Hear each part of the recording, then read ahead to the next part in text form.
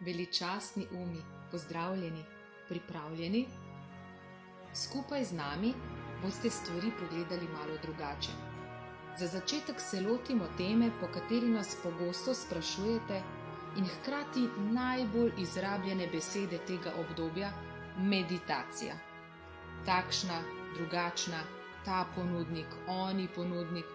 Ob priliki naredimo tudi kakšen posnetek na to temo, zaenkrat pa naj vam kratko in jedrnato povemo bistvo, ki je zagotovo sprejemljivo in razumljivo vsem.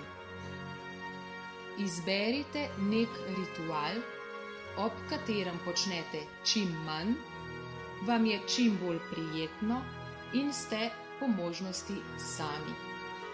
Mnogo vas se že sprošča na ta način, samo da tega morda ne veste in ne vključujete premišljeno v vaš vsakdan.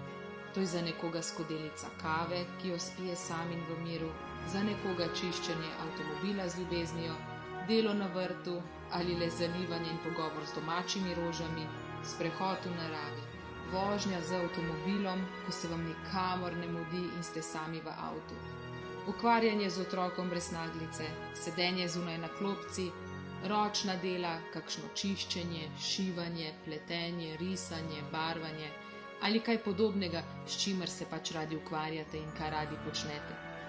Lahko je to preživeti čas z vašim hišnim ljubljenčkom.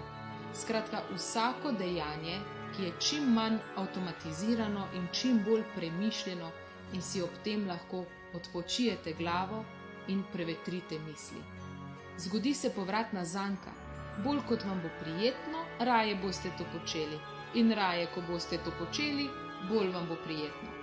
Skratka, to je za marsikoga več kot dovolj in ne potrebujete se obremenjevati s tem ali onim položajem, se siliti sedeti v miru in tišini z zaprtimi očmi in se jeziti nase, če vam ne gre.